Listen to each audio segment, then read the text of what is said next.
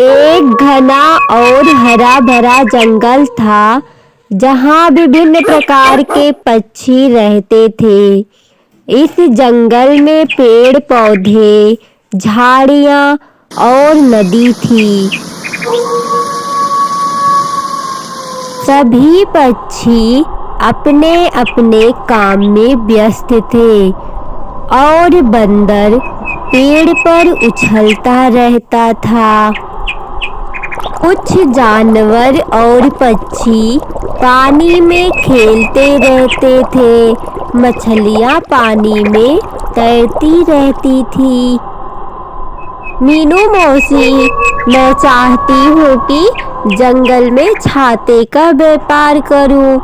इससे सभी जानवर और पक्षी का फायदा भी होगा। हाँ रानू चिड़िया, तुम बिल्कुल ठीक बोल रही हो। बारिश से सभी जानवर और पक्षी बहुत परेशान हो जाते हैं। इन दोनों का प्लान कौवी सुन रही थी। आओ, मैं तुम दोनों को छाता बेचवाती हूँ। बड़े आए हो छाता बेचने वाले।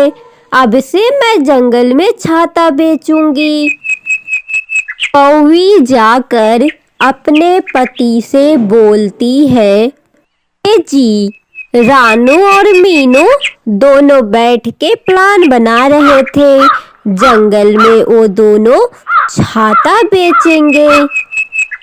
तुम्हें तो खुश होना चाहिए। ये तो बहुत अच्छी बात है।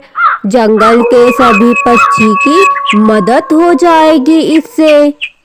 इसलिए बोलती हूँ कालू, थोड़ा काम कर लिया कर। खाली दिमाग शैतान का घर।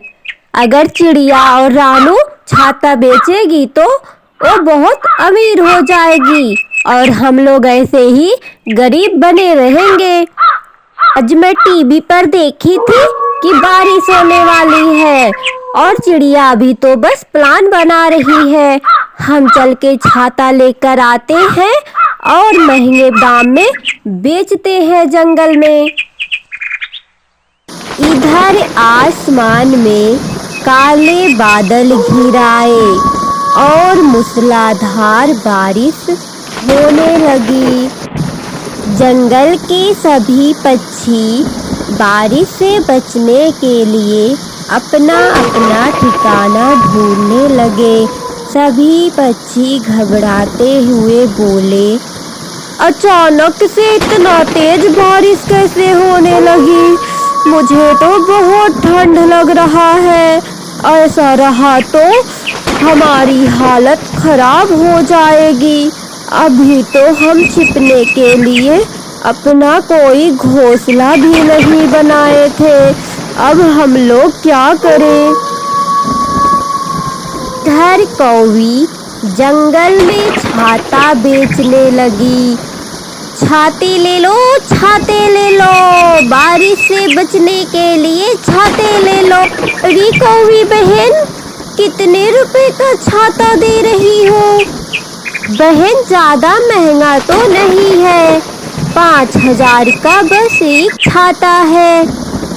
छाते की कीमत सुनते ही पक्षियाँ वहाँ से भाग गए। हे भगवान, मैंने तो इन लोग को ज्यादा पैसा तो नहीं बता दी। ये लोग बिना छाता ही लिए यहाँ से भाग गए।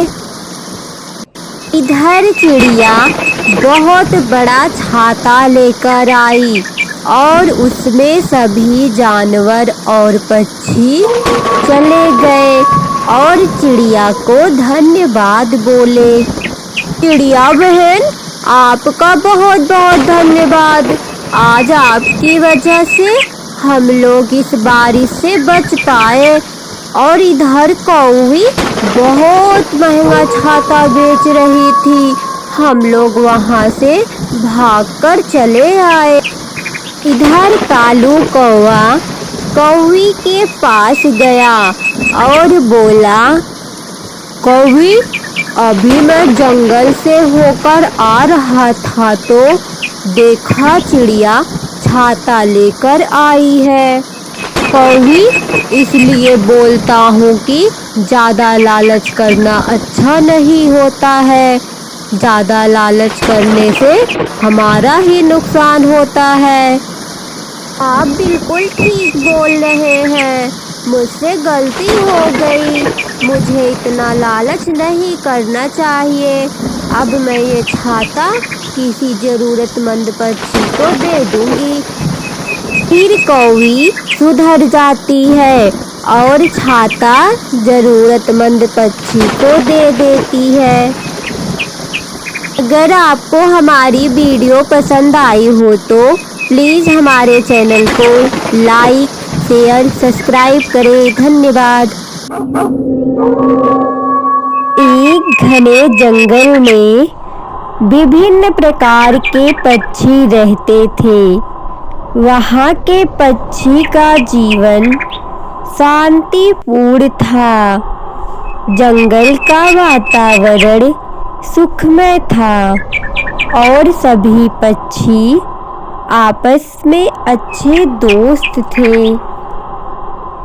सूरज की रोशनी में उनका जीवन अच्छा गुजरता और रात की चांदनी में वो सब एक साथ बात करते थे।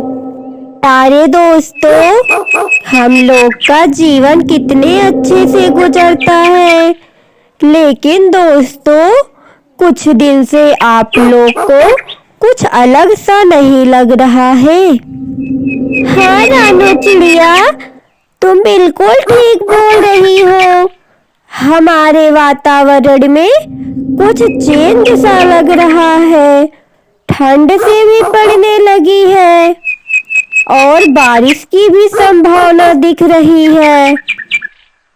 एक दिन अचानक से आकाश में काले बादल घिर आए। बादल को देखकर लग रहा था वो बहुत गुस्से में है। उन्होंने गरजना शुरू कर दी। जंगल में हलचल मच गई। पक्षियों को डर लगने लगा। चारों तरफ अंधेरा हो गया। एकाएक बारिश शुरू हो गई। दोस्तों, ये क्या हो रहा है? मुझे तो बहुत डर लग रहा है। ऐसा तो पहली बार हुआ है। अचानक से मौसम का इतना बुरा हाल। अब हम क्या करें? कुछ भी समझ नहीं आ रहा। इतने में रानू चिड़िया बोलती है, दोस्तों, हमें हिम्मत से काम लेना पड़ेगा। हमें चल के बादल से बात करनी पड़ेगी। आखिर क्या हुआ?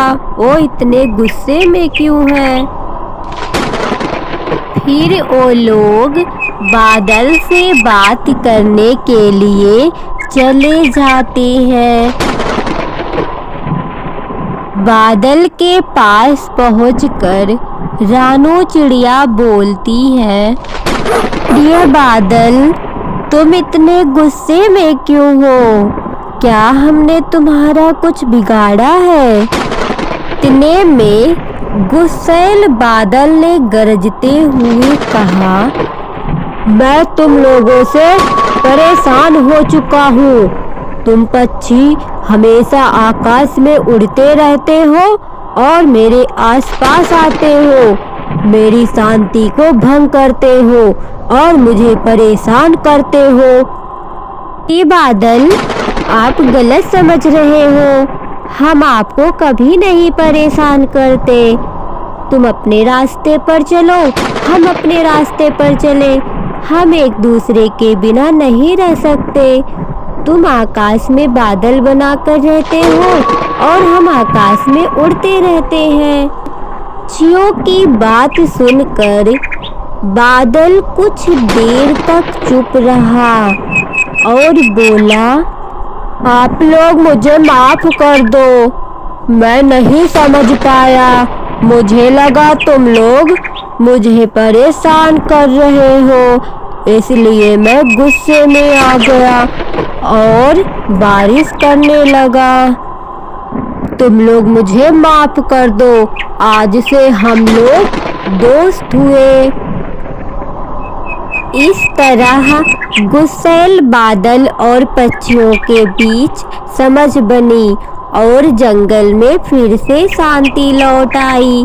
जंगल के सभी पक्षियों ने सीखा, समझदारी से किसी भी समस्या का समाधान हो सकता है। वीडियो पसंद आया हो तो प्लीज़ हमारे चैनल को लाइक, शेयर, सब्सक्राइब करें।